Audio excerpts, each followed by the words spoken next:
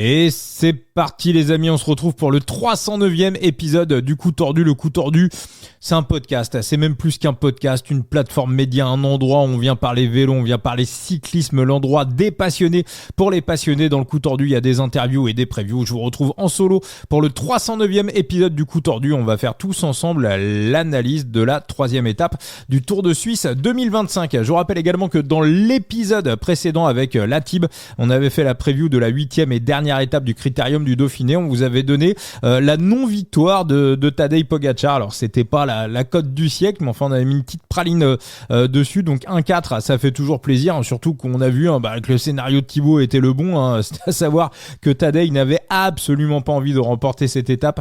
Pourquoi ? Parce que s'il l'avait remporté, il serait arrivé à 100 victoires professionnelles et sa 100e victoire professionnelle, il la veut absolument sur le Tour de France 2025.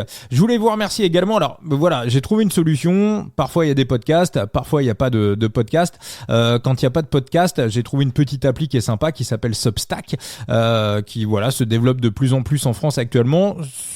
Appli sur laquelle je peux laisser des previews écrites des courses. Donc en 48-72 heures, vous êtes un petit peu plus de 130 à vous être abonné au compte Substack du Coup Tordu. Alors je sais que pour 98% d'entre vous, cette appli est totalement inconnue au bataillon. Bon, si vous êtes familier à Twitter, à Facebook, à Instagram, vous ne serez pas dépaysé. C'est une plateforme qui permet véritablement à la fois de faire des articles, on peut faire du podcast également sur Substack. Alors Substack n'est pas partenaire du Coup Tordu, je vous le dis.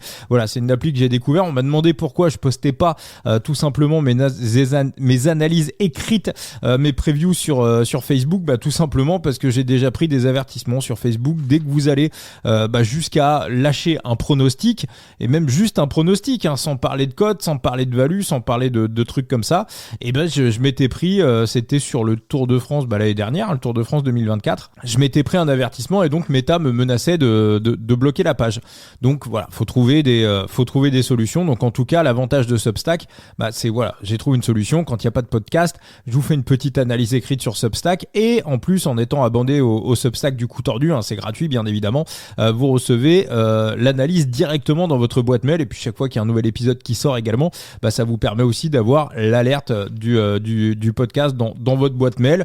Voilà, pour vraiment les fidèles, parmi les fidèles. Et pour ceux qui veulent rejoindre l'aventure du Coup Tordu, c'est toujours sympa, je pense. Voilà, en tout cas, on trouve des petites solutions. Je reviens également sur un message que William m'a laissé. Alors donc, il réagissait sur les petits articles que je laissais sur Substack, les previews écrites. Donc oui, je l'assume. J'utilise de l'intelligence artificielle pour les articles. Je les écris pas entièrement parce que ça me prendrait un temps monumental. Par contre, bien évidemment, je les relis, je rajoute ma patte personnelle, voilà, je donne les grands éléments, donc il n'y a pas une ligne ou un mot que je ne valide pas, en tout cas dans l'analyse de la course et dans l'esprit que je veux mettre, en tout cas dans l'article, mais un article sur Substack écrit avec l'intelligence artificielle, on va dire que ça me prend, réécrit, corrigé, ça va me prendre 15-20 minutes. Si j'écrivais ça entièrement, intégralement, je pense qu'on arriverait sur 1 heure, 1 heure et quart, 1 heure et demie. Et ce qu'il faut bien comprendre, c'est l'ami William qui posait la question, et je le dis pour les nouveaux, même si le Coup Tordu fait des scores de podcasts professionnels, il y a même des podcasts professionnels qui font des scores inférieurs au Coup Tordu. Vous pouvez aller sur Apple Podcast, on était encore dans le top 50 des podcasts de sport les plus écoutés en France. Le Coup Tordu est un podcast totalement amateur. D'ailleurs, on fait des scores pro, mais avec on est en total passionné avec la Tib, avec Enzo qui m'accompagne depuis 2 ans et demi maintenant dans cette aventure. Donc c'est compliqué, si vous voulez, d'avoir avec nous des exigences que vous pourriez avoir pour des podcasteurs professionnels ou éventuellement des services de tips que vous paieriez, qui seraient monétisés. Moi, j'ai un principe dans le Coup Tordu, c'est que jamais je vous demanderai un centime. Donc voilà. Maintenant, encore une fois, si il y a des entreprises qui veulent faire des collabs avec le coup tordu, ça reste complètement ouvert. Il y a 2-3 petites choses qui ont failli se faire par le passé, ça c'est pas fait. Moi je reste intimement convaincu. Alors je le travaille pas, hein, je suis pas en mode commercial à essayer de placer le coup tordu à droite à gauche, mais je vous le dis, moi je suis convaincu, mais à 100 milliards, qu'avec nos 9200 abonnés TikTok, avec nos 550 Instagrammeurs, avec nos 2700 sur X, avec désormais nos 130 abonnés sur Substack, avec nos 2600 abonnés sur Facebook, moi je reste convaincu, voilà, on arrive à un petit peu plus de 15-16 000 plus YouTube, hein, vous êtes près de 500, on a lancé le YouTube il y a pas très longtemps, des épisodes qui font des scores à 4 chiffres en additionnant les plateformes de podcast et la chaîne YouTube du coup tordu. Donc moi je suis sûr qu'il y a des choses intéressantes à proposer aux auditeurs du podcast, qui pourrait être gagnante, qui pourrait faire du gagnant-gagnant absolument pour tout le monde, et qui nous aiderait nous aussi à développer le podcast sur le long terme. Moi, j'aimerais rajouter du vidéocast dans un monde idéal. Voilà, pourquoi pas un jour avoir un studio à la maison pour recevoir des acteurs du vélo, vous faire vivre tout ça, bien évidemment. Donc tout ça, c'est du long terme, tout ça, ça se développe, mais pour l'instant, il n'y a pas véritablement de monétisation avec le coup tordu. Vous entendez simplement, encore une fois, des petites pubs, des fois avant le podcast sur les plateformes de podcast. Pour l'instant, ça sert uniquement à payer la plateforme de podcast. On passe par Ocha, et donc ça amortit à peine l'abonnement annuel. Pour l'instant, ça va pas plus loin que ça. Mais encore une fois, on est complètement ouvert à des collabs. Et alors si ça vient pas, c'est pas grave, hein, y a pas de souci. Hein, le coup tordu continuera et y a aucun problème avec ça. Mais si vous avez aussi vous aussi envie de participer à l'aventure, je pense que ça sera gagnant-gagnant. Et encore une fois, vous pouvez me contacter absolument partout sur les réseaux sociaux pour qu'on puisse discuter. On revient sur ce qui s'est passé sur cette deuxième étape du Tour de Suisse. Donc la victoire de Vincenzo Albanese. Donc sur l'analyse que j'avais laissée sur Substack, moi j'étais parti sur Romain Grégoire, j'étais plus parti sur un profil puncher qu'un profil sprinter. Il y avait un petit peu de débat dans la communauté, est-ce que les Jordi Meeus allaient passer ou non. Moi j'étais plus parti donc sur ce type de coureur, un type de coureur puncher. Je pensais que ça serait compliqué pour les sprinters, donc sur l'analyse c'était plutôt correct. Albanese était dans ma playlist, hein, j'avais prélisté 10-12 mecs, bon voilà, ça rentre pas, mais ce qui est intéressant de voir, c'est qu'en ce moment sur les analyses on est quand même plutôt correct. Ça rentre pas toujours, mais au moins sur le fond, dans l'idée, sur les scénarios de course, on n'est pas complètement à la rue. Ça se passe plutôt bien depuis le Giro, donc je suis confiant, ça va finir par rentrer. Il y a aucun souci là-dessus. La deuxième chose, c'est à l'arrivée de l'étape, Michael Berg, la torpille qu'il a mis à Jan Christen, mais il lui a tiré dessus à boulet rouge, et ça revient sur ce qu'on vous dit, hein, pour reprendre ses propos, hein, il a expliqué qu'Jan Christen était très très fort. Maintenant ça serait aussi sympa de pouvoir courir en équipe et d'aider un petit peu les UAE. Donc ça revient à ce qu'on vous dit avec Thibaut et Enzo depuis quasiment la création du podcast. Quand le grand patron n'est pas là, et ça date pas d'hier, hein, quand Poggi n'est pas là, c'est la merde. Tactiquement, stratégiquement, il n'y a pas de patron, il n'y a pas de boss. Même Almeida se fait sous-merdifier très souvent par ses équipiers. Alors que Almeida, je vous le redis, pour moi, c'est un podiumable possible sur le prochain Tour de France. Pour les UAE, en foutre 2 sur le podium, c'est pas utopique, hein, très très loin de là. Donc, encore une fois, quand on retire Poggi du jeu, le sens tactique des UAE, c'est Raymond Domenech à la Coupe du Monde 2010. Voilà, ça se résume à peu près à ça. On va basculer sur donc la preview de cette troisième étape du Tour de Suisse. Alors, on a 3000 mètres de dénivelé positif, hein, les bosses sont plutôt situés dans le final. C'est assez mal plat. On peut imaginer à nouveau qu'on aura un sprint, un sprint réduit à l'arrivée. Les Groupama FDJ qui devraient contrôler quand même la course pour conserver le maillot jaune de Romain Grégoire. J'imagine mal voir un coup partir comme on a vu sur l'étape de dimanche. Donc 2 ascensions à l'arrivée. Une première ascension située à peu près à une vingtaine de kilomètres de l'arrivée. Le Kulnussen, 5,2 km à 6,2% de moyenne. Une ascension ascension qui peut déjà faire un écrémage complètement. Ça peut déjà un petit peu, si les UAE ont envie d'embrayer, ça peut complètement faire des écarts, même s'il n'y a pas d'énormes pourcentages.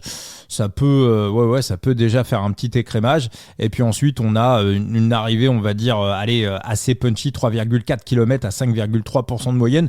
Donc là, clairement, là, on sera beaucoup plus sur puncher. Alors après, évidemment, cette arrivée, c'est pas non plus le mur de 8, mais on aura vraiment un final entre costauds. Donc je vois vraiment un petit groupe à l'arrivée, on va dire, 20-25 coureurs pour un sprint et se disputer la gagne, ou au moins, se disputer l'histoire dans les derniers kilomètres. Alors bien évidemment, là on va revenir sur, comme dirait Gilou, un petit peu toutes les idées sont bonnes à prendre. Moi je vais réduire ma liste à un seul mec sur cette étape. Alors il y a des profils qui m'intéressaient, je vais vous donner un petit peu ce que j'avais prélisté. J'avais prélisté Roger Adria. Maintenant Roger Adria, ce qui m'ennuie un petit peu, c'est qu'il est en partance pour la Movistar. Il n'y a pas eu de gros résultats cette année, donc je suis pas convaincu qu'on fasse un all-in sur Roger. Je crois qu'il n'est pas prévu en plus sur le Tour de France.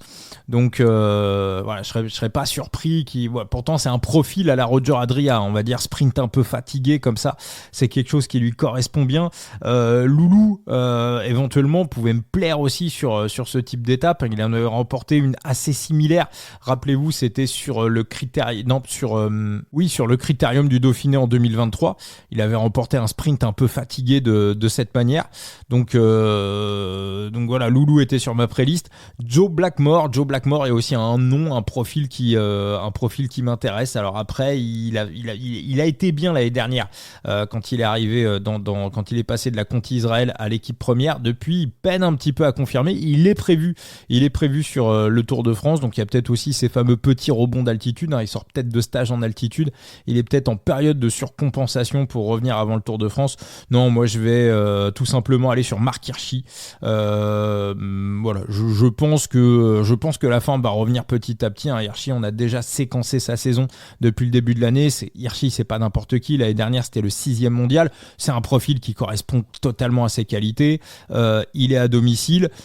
Hirschi, gros début de saison. Après, ça s'est un peu calmé. Moi, je pense que du côté de la Tudor, on avait besoin de visibilité pour obtenir les wildcards à la fois pour le Giro et pour le Tour de France. Donc, il a couru de fin janvier jusqu'à fin avril.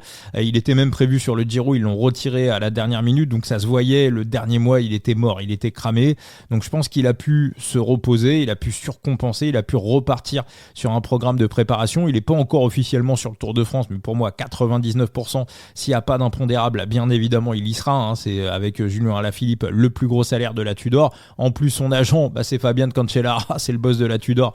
Donc ça, il y a aucun souci là-dessus. Donc Marc Hirschi, la victoire à 15, 0,033% de bankroll, donc 3,30€ sur une bankroll à 10 000 € pour la victoire, la cote à 15, et puis on couvrira avec du top 3, donc je pense qu'on aura du top 3 aux alentours de 4, donc on se mettra un petit 0,1 ou 0,12% de bankroll pour la victoire et le top 3 de Marc Hirschi sur cette 3e étape du Tour de Suisse. Un petit mot de Side Limit également, je vous rappelle, on refera un tirage au sort très très vite, on refera dans le cours de la semaine. Je vous rappelle qu'on vous offre très régulièrement des rewards sur Side Limit. Side Limit, rapidement le principe, vous achetez des cartes, vous achetez les NFT des coureurs. La Tudor d'ailleurs est présente sur Side Limit. Vous pouvez acheter la carte d'Alaphilippe, vous pouvez acheter la carte de Marc Hirschi, vous pouvez les gagner également. L'autre fois, j'ai gagné une Ligue 3 et j'ai tiré la carte de Julien Alaphilippe, donc c'est super. Je peux aligner Alaphilippe dans mes équipes sur Side Limit, ça c'est top.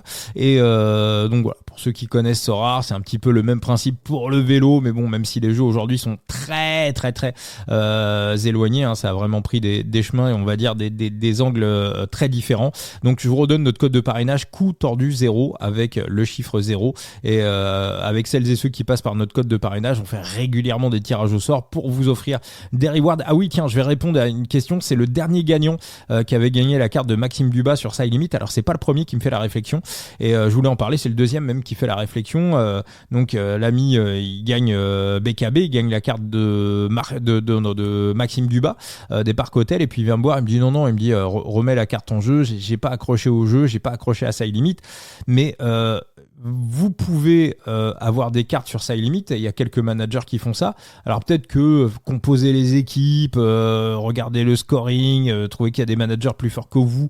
Bon, vous pouvez pas forcément avoir obligatoirement la tête dedans. Maintenant, ce qui est intéressant aussi, c'est de faire du scouting. Moi, c'est ce que je lui ai expliqué. Je lui ai dit, écoute, réfléchis. Mais si tu récupères Maxime Dubas, c'est un coureur quand même qui a 19 ans, s'il se met à exploser du côté des parcs hôtels et que dans 3-4 ans il est en World Tour, la carte que je t'envoie, elle va peut-être valoir 15, si en plus Side Limit se développe, et ça se développe pas mal, sa carte va peut-être valoir 30, 40, 50 fois son prix de base, et tu vas gratter un billet dessus, t'as juste à laisser pousser en fait. T'as rien à perdre. Il m'a dit, et c'est le deuxième, avec qui j'ai eu cette conversation-là. Et il m'a dit, bah oui, t'as raison. Donc voilà, donc j'ai envie de dire, il y a même rien à, voilà. Même si vous n'avez pas forcément le scoring ou le process ou la mécanique du jeu, juste le fait de récupérer une reward gratuite, bah vous laissez pousser, elle va peut-être vous rapporter quelque chose dans 1 an, 2 ans, 3 ans, 4 ans, 5 ans.